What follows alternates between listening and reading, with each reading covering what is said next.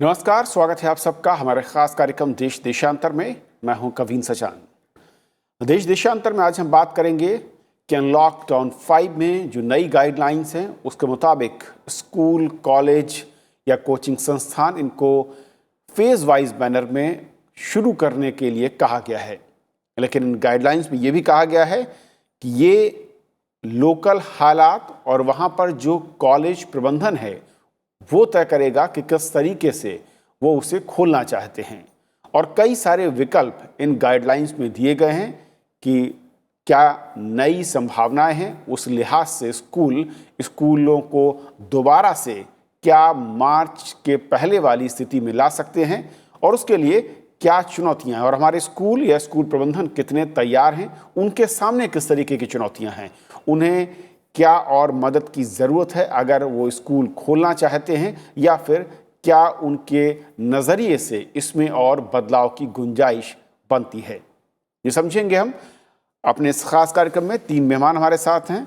शोभा शर्मा हमारे साथ हैं, प्रिंसिपल हैं, केंद्रीय विद्यालय इंडियन एयरफोर्स स्टेशन गाजियाबाद। आपका स्वागत है मैम। हमारे साथ के पांडे साहब हैं, प्रिंसिपल हैं, गवर्नमेंट एक्सीलेंस दामोह मध्य प्रदेश। आपका स्वागत है सर। और कुलभूषण शर्मा साहब हमारे साथ हैं जो कि प्रेसिडेंट हैं नेशनल इंडिपेंडेंट स्कूल एसोसिएशन। आपका भी बहुत बहुत स्वागत है। शुरुआत मैं करना चाहूँगा शर्मा जी आपसे, क्योंकि जिस तरीके से अभी भी हालात देश में हैं, कुछ राज्यों में स्थितियाँ पहले से बेहतर हैं और कुछ राज्यों में अभी भी थोड़ी सी स्थिति पहले से खराब भी दिख रही है। ऐसे में स्कूलों को खोलने का जो अनलॉक 5 में गाइडलाइंस के तहत कहा गया है उसे कैसे देखते हैं और आपके नज़रिए से स्कूल इस वक्त जो स्थिति है कितने तैयार हैं रीओपन होने के लिए? इन निर्देशों में सबसे ज़्यादा इम्पॉर्टेंट है कि स्कूल इस समय जब खुल रहे हैं 9 से 12वीं क्लास के लिए, और ये एक पॉजिटिव साइन है, ये एक अच्छा साइन है, क्योंकि बहुत सारी चीज़ें हमें इस मद्देनज़र रखनी पड़ेगी कि कुछ बच्चे जो ज्वाइन नहीं कर पाते हैं ऑनलाइन, उनके लिए बहुत ज़्यादा एकेडमिक लॉस है। कुछ बच्चों के पास डिवाइसेस नहीं हैं, कुछ पेरेंट्स परेशान हैं, और ऊपर से सबसे ज़्यादा इम्पोर्टेंट है कि शायद ड्रॉप आउट केसेस बढ़ जाएँ इन सब के कारण। तो सरकार द्वारा ये जारी निर्देश कि वो चाह रहे हैं स्कूल खुले, ये एक बहुत ही अच्छा कदम है।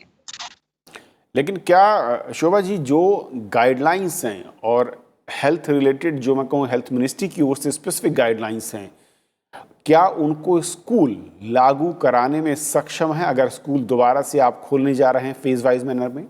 ये ज़रूरी एक चैलेंज ही है हमारे लिए कि सारे बच्चों में हम फिजिकल डिस्टेंसिंग रखें, जो कि बहुत इम्पोर्टेंट है इस पैंडेमिक को रोकने के लिए।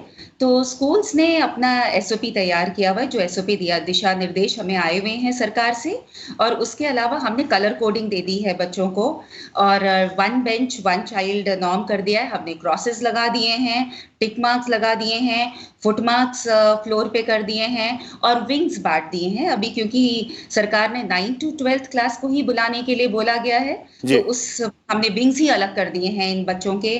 टॉयलेट्स डिमार्केटेड हो गए हैं, सैनिटाइजेशन के इंचार्जेस, और सबसे इम्पोर्टेंट काम है कि स्टाफ को टास्क टीम में बांट दिया गया है। ओके पांडे जी, मैं चाहूँगा कि थोड़ा सा आप इसमें रोशनी डालें कि जब हम हायर क्लासेस की बात कर रहे हैं और सरकार की गाइडलाइंस ये भी कहती हैं कि ऑनलाइन या डिस्टेंस लर्निंग के साथ फिजिकल अपीयरेंस, यानी कि ये जो 2-3 मोड हैं इनको एक साथ भी चलाया जा सकता है, और सरकार ये भी कह रही है कि ऑनलाइन या डिस्टेंस लर्निंग पसंदीदा तरीका बना रहेगा और इसे प्रोत्साहित करने की ज़रूरत है। कैसे से देखते हैं आप, और ओवरऑल जो इस वक्त कंडीशन है उस लिहाज से क्या सबसे बेहतर रास्ता इस वक्त आप लोगों के सामने नजर आता है? सर, इसमें अपनी राय दूं कि बच्चों के लिए जो बच्चों की संख्या है, बच्चों की संख्या अधिक रहती है कक्षाओं में, तो उनमें कुछ ग्रुप्स बनाए जाएं।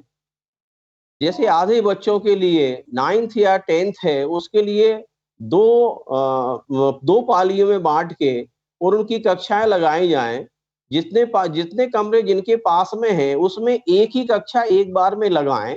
दूसरे टर्न में, दूसरे हाफ में एक 10th क्लास की लगाई जाए। इसी प्रकार से अगले दिन जो है 11th पहले पाली में और दूसरे पाली में 12th लगाई जाए, जिससे कि जो टीचर हैं उनकी सबकी भागीदारी हो जाएगी और बच्चे अच्छे से समझ सकेंगे।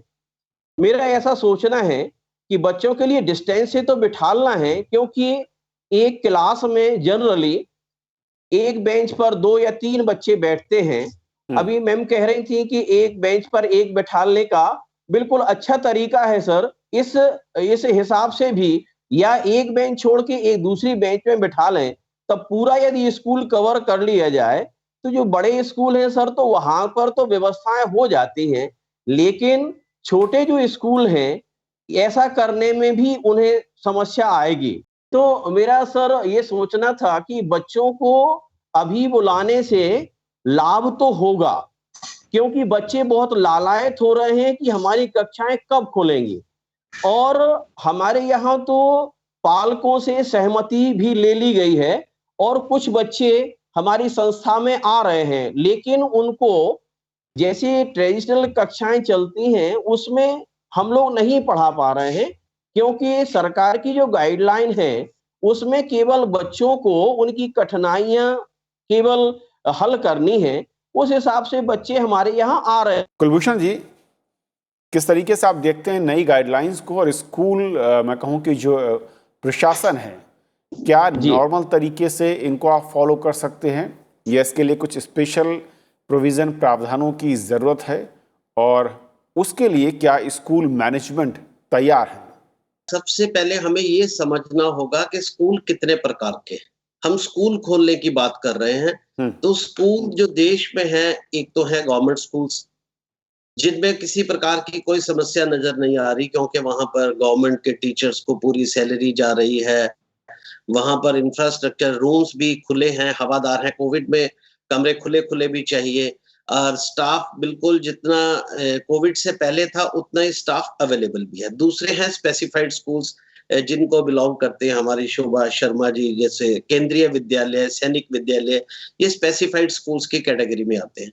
इनको भी किसी तरह का कोई क्राइसिस नहीं है, ना इनको फाइनेंशियल क्राइसिस है, ना इंफ्रास्ट्रक्चर में, ना टीचर्स के नंबर ऑफ टीचर्स की गिनती वही है। अब तीसरे नंबर पे आते हैं प्राइवेट स्कूल। प्राइवेट स्कूल्स में भी कई कैटेगरीज को समझना बहुत जरूरी है। एक, बहुत सारे देश में एडेड स्कूल्स भी हैं।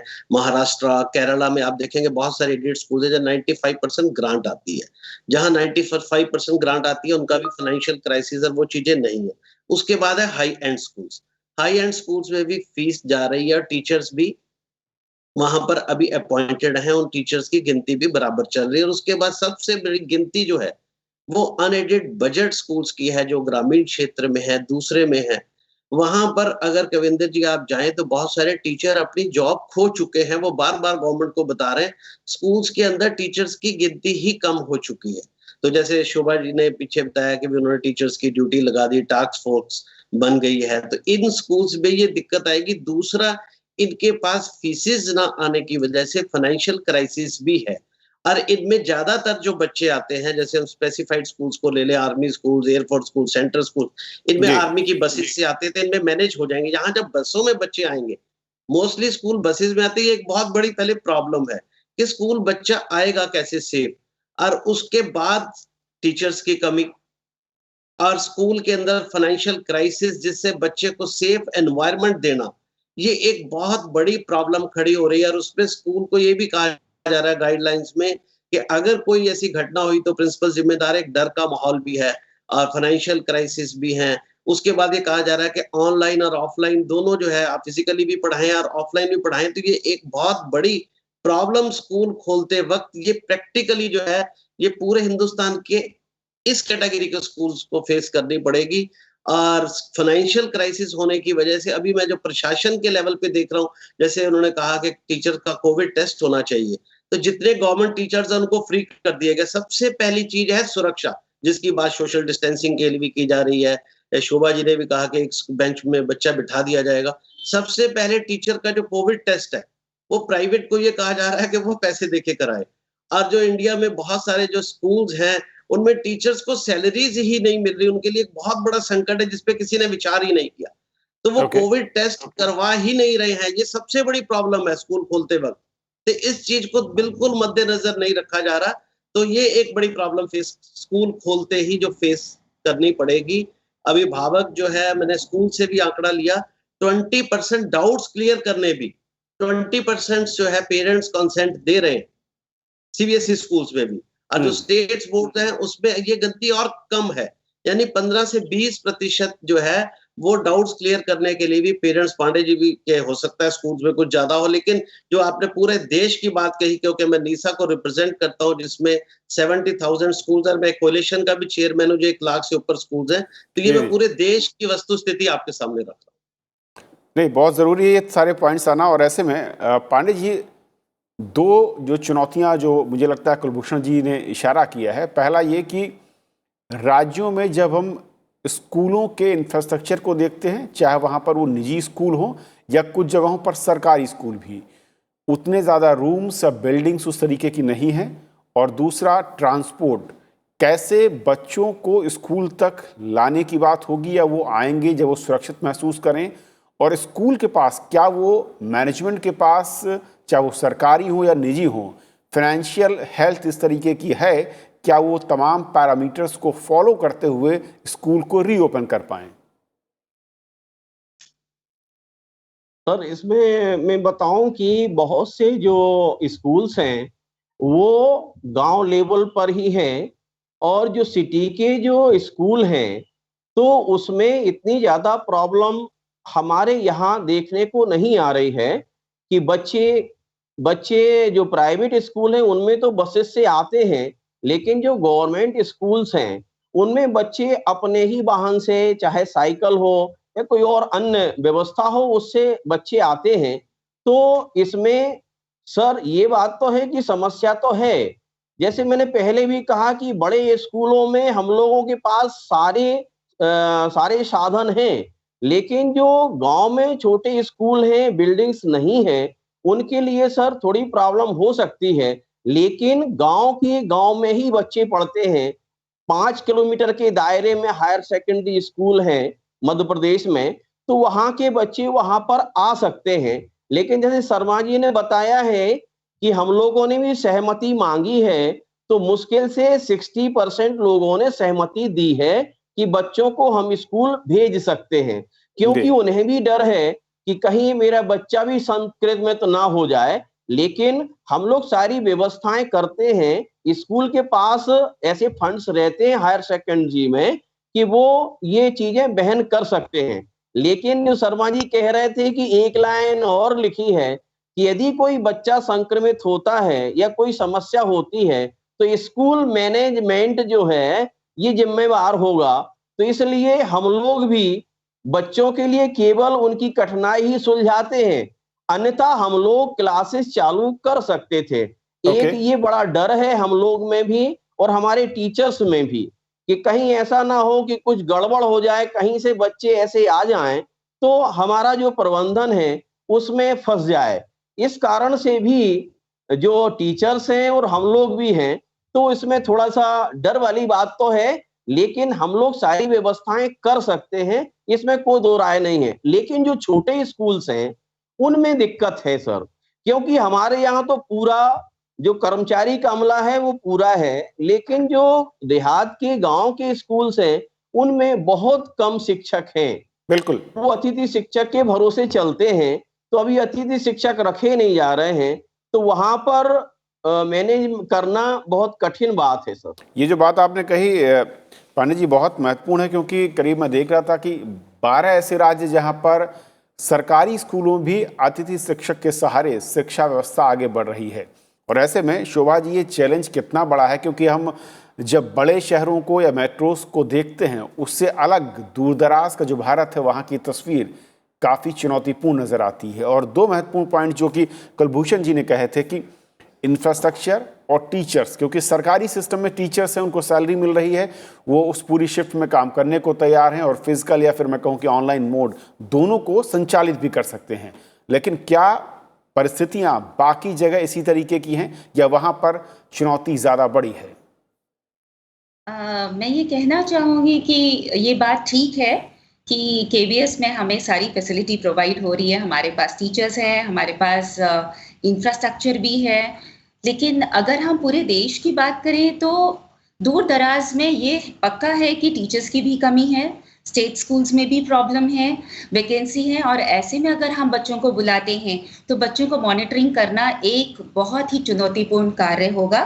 और ये पर्टिकुलरली बात जो सर ने कही, कुलभूषण सर ने भी कही कि वो बाद में प्रिंसिपल या प्राचार्य पर आता है सारी बात कि बच्चों को अगर कोविड हो जाए तो जवाबदेही हो जाती है, तो इसमें थोड़ा-सा रिस्ट्रिक्शन आ जाता है, क्योंकि स्कूल के अंदर ज़रूर हम अपनी टीम को लेकर के इंश्योर कर सकते हैं कि बच्चा सेफ है। लेकिन बच्चा जब आता है और बच्चा जब वापस जाता है, उसकी गारंटी में कहीं न कहीं हमें थोड़ा-सा परेशानी है कि वो कौन करेगा? क्या वो पेरेंट देख पाएँगे या बच्चे को अपने आप छोड़ दिया जाएगा? कैसे होगा? कुलभूषण जी, लेकिन स्कूल खोलना इसलिए भी ज़रूरी है क्योंकि जो आंकड़े गवाही देते हैं कि बहुत बड़ा हिस्सा ऐसे छात्र छात्राओं का है जो कि ऑनलाइन शिक्षा की रीच से अभी भी दूर हैं, जिनके पास सिस्टम नहीं है, या मैं कहूँ कि नेटवर्क इशू है, या दूर दराज के ऐसे इलाके जहाँ पर इंटरनेट की सुविधा नहीं है। तो ऐसे में उनके लिए शिक्षा का अधिकार फिर कैसे पूरा हो पाएगा अगर हम स्कूलों को खोलने से बचते हैं या फिर इसको डिले करते हैं? कविंदर जी, आपकी बहुत अच्छी बात है कि शिक्षा का उनका अधिकार है, लेकिन मैं बिल्कुल बहुत स्पष्ट कहना चाहूंगा कि हमारे 80-90% ड्राइवर्स जॉबलेस हो चुके हैं। 40-50% टीचर्स जॉबलेस हो चुके हैं, और सारे ड्राइवर्स, कंडक्टर। आज बसेस से आप लाओगे कैसे? बसेस को अगर आपको रोड पे चलाना है कविंदर जी, सबसे पहले उसकी इंश्योरेंस पे करनी है, जो 20, 25, 30 हजार पे है। किसी के पास 10 बसें हैं जो ग्रामीण क्षेत्र में है, किसी में 20, और वो फाइनेंशियली टूट चुका है, वो बस को सड़क पे ला ही नहीं पाएगा। और जब बस को लाएगा उसको सैनिटाइज भी करना पड़ेगा, क्योंकि बच्चों की सुरक्षा भी बहुत अहम है। तो कहीं ना कहीं ये इसमें ऐसी कोताहियां बरती गई हो चुकी हैं, जिसकी खमियाजा जो है, आज जो शिक्षा के अधिकार की बात हो रही है, वो बच्चों को भुगतना पड़ रहा है। पेरेंट्स उस बात को समझ नहीं पा रहे। न्यायालय में भी डिफरेंट डिफरेंट फैसले आ रहे हैं। आप कलकत्ता हाई कोर्ट का फैसला पढ़ ले, आप पंजाब हरियाणा हाई कोर्ट का फैसला पढ़ ले, आप राजस्थान का पढ़ ले। जब कानून एक जैसा है तो कहीं ना कहीं हमारे ये कानूनों में जो कमियां दिखी, वो शिक्षा नीति में कमियां थी और कानूनों में कमियां थी, जिससे आज शिक्षा का अधिकार का हनन बच्चों का हो रहा है। तो इसमें अभी भी गवर्नमेंट को अगर इसको दूर करना है तो मेरा एक ही उपाय है कि हेल्प द स्टूडेंट्स, कि आप बच्चों को हेल्प करें, फाइनेंशियली हेल्प करें। देखिए शोभा जी, आपके स्कूल्स में गवर्नमेंट ग्रांट देती है, फायदा होता है ऐसे एडेड स्कूल में। तो मैं उस वर्ग का जिसके शिक्षा के अधिकार का हनन हो रहा है, और टीचर्स आज इतने परेशान है, मैनेजमेंट्स का लीडर होते हुए भी टीचर्स के बहुत फोन आते हैं, उनके जॉब्स जा चुके हैं और उनपे इतना स्ट्रेस है, वो ऑनलाइन के लिए भी डबल काम कर रहे हैं। और जब ये स्कूल खुलेगा तो उनपे और बोझ पड़ेगा। वो फाइनेंशियली स्ट्रेस में भी हैं, और उसके बाद उनकी गिनती भी कम हो चुकी है। तो सुरक्षा जो है ये बहुत इस समय खतरे में पड़ी हुई है, शिक्षा भी खतरे में। तो सरकार को आगे बढ़कर इस समय जो हमारा एक फंड स्टूडेंट्स का नारा है कि स्टूडेंट्स को फंड करें, ताकि ये सारी जो चेन है ये सही हो, तभी सुरक्षित स्कूल खोले जा सकते हैं और शिक्षा का अधिकार भी बच्चों तक पहुंच सकता है। और टीचर्स भी जो डबल मेहनत कर रहे हैं, उनको भी अगर ये उनकी सुरक्षा, फाइनेंशियल और दूसरी सुरक्षा का भी उनको गारंटी देनी पड़ेगी। टीचर्स को भी उनके कोविड टेस्ट भी फ्री करने पड़ेंगे, उनको ये भी गारंटी देनी पड़ेगी कि आप कोविड वॉरियर्स हैं, आप शिक्षा दें। अगर कोई भी घटना होगी आपको जिम्मेदार नहीं ठहराया जाएगा। तो तभी ये सुचारू रूप से इस शिक्षा को और सुरक्षित चलाया जा सकता है। लेकिन कुलभूषण जी, जहां पर फाइनेंसेस की बात आती है, स्कूल प्रबंधन दशकों से अगर स्कूल चला रहे हैं, और जिस तरीके का फीस स्ट्रक्चर हम देखते हैं देश के अंदर है, और ये आरोप नहीं बल्कि कई बार की रिपोर्ट्स में ये सार्वजनिक हुआ है, ऐसे में वो अपनी जिम्मेदारी को ये कहते हुए कि फाइनेंशियली वो स्ट्रांग नहीं है, टीचर की सैलरी को कट करेंगे या टीचर को आप हटा देंगे, ये कितना तर्कसंगत लगता है इस कोरोना काल में? और पूरी की पूरी जिम्मेदारी क्या सिर्फ पेरेंट्स या सरकार के कंधों पर डालना ठीक है? कविंदर जी, आपका बिल्कुल सही सवाल है। मैंने सरकार से पीछे भी मांग की है कि इसका एक मूल्यांकन पूरे देश का करना चाहिए।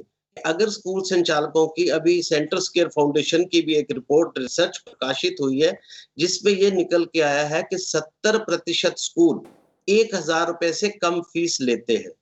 और इसमें ये डाटा मैंने भी एक नीसा से रिसर्च करवाया 5000 स्कूल में, जिसमें ये निकल के आया कि पिछले लास्ट ईयर का 25 से 50% फीस लॉकडाउन की या कोरोना की वजह से स्कूल्स को नहीं आई। जो ग्रामीण क्षेत्र के स्कूल हैं या बजट छोटे प्राइवेट स्कूल हैं, वहां पर किसान फसल पैसा देता है, और जब रिजल्ट्स पे पैसे देते हैं तो वो एक कम्युनिटी स्कूल्स हैं, तो वहां पर सारा फाइनेंशियल सिस्टम चरमरा गया है। और लोग सोचते हैं कि जो स्कूल जो है प्रॉफिट इतने साल से कर रहे थे, स्कूल हर साल अपने स्कूल में मेंटेनेंस पे खर्च करता है, उसके डेवलपमेंट पे खर्च करता है, उसकी टेक्नोलॉजी न्यू आती है उस पे खर्च करता है, और ये कानून भी है कि आप नो प्रॉफिट नो लॉस पे स्कूल चलाएंगे और इससे ज्यादा रिजर्व भी नहीं रख सकते। तो इस समस्या को कोई सुनना ही नहीं चाहता। ये प्रॉफिटेबल वेंचर नहीं है कि आपने 15 साल स्कूल चलाया और आपके पास प्रॉफिट पड़ा होगा।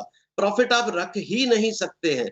तो हमने तो सरकार से ये मांग की, इसका मूल्यांकन असेसमेंट करवा ली जाए कि पूरे इंडिया में सिचुएशन क्या है। हो सकता है 1-2% की ठीक हो, लेकिन मैं गारंटी से कहता हूं कि 90% जो है वो फाइनेंशियल क्राइसिस में 100% मिलेंगे। और 50% टीचर्स की जॉब जा चुकी है, उनको सैलरीज नहीं मिल रही। तो ऐसे में सुरक्षित स्कूल खोलना और सुरक्षित एजुकेशन देना एक बहुत बड़ी जो है चैलेंज है इस समय। पांडे जी, अब सवाल है कि रास्ता है क्या? क्योंकि हमारे पास ये बहुत सारे पेरेंट्स, मैं किसी एक राज्य किसी एक ज़िले की बात नहीं कर रहा हूँ, मैं किसी एक प्राइवेट स्कूल या फिर किसी एक ग्रुप की बात नहीं कर रहा हूँ, बहुत सारे पेरेंट्स पिछले 2-3 महीनों में इस तरीके से हमें लिख रहे हैं कि कोरोना काल में ऑनलाइन जब शिक्षा की बात होती है तो हमसे स्कूल ज़्यादा पैसे चार्ज कर रहा है। आपके नज़र में क्या और बढ़िया सुझाव या रास्ते हो सकते हैं जिसके ज़रिए स्कूल पर भी उतनी भार ना हो, पेरेंट्स निडर होकर अपने बच्चों को स्कूल भेज पाएं और जो शिक्षा का लॉस हुआ है पिछले कुछ महीनों में हम उसको कम कर पाएं? सर, पहले तो मेरा ये कहना है कि जो प्राइवेट स्कूल्स के जो शिक्षक हैं उनको पेमेंट नहीं मिली है, यदि उनका मैनेजमेंट उनके लिए अब आमंत्रित करे और उनके लिए कम से कम कुछ उनके वेतन को दे और वेतन देना शुरू कर दे, तो सारे टीचर्स की समस्या हल हो सकती है। क्योंकि अभी तो वो 4-5 महीने से फ्री बैठे हुए हैं, तो उनकी माली हालत खराब है। तो ऐसा नहीं है कि यदि शिक्षक को अपन निमंत्रण दें कि आप संस्था में आकर पढ़ाएं, तो ऐसा मुझे नहीं लगता है कि टीचर ना आए। लेकिन एक शर्त जरूर है, शासन शाला प्रबंधन पर ये कड़ा रुख ना अपनाए कि कोई समस्या होती है तो उनकी जवाबदारी है। यदि प्रशासन ये कह देता है कि नहीं, ठीक है आप संस्था चलाएं, हम लोग तो जो सारे शिक्षक हैं बच्चों के पेरेंट्स ही हैं और बच्चों की बिल्कुल हमेशा ही उनकी मदद करने के लिए उतारू रहते हैं। तो हम लोग कब चाहेंगे कि हमारा बच्चा कमजोर हो जाए, बीमार हो जाए?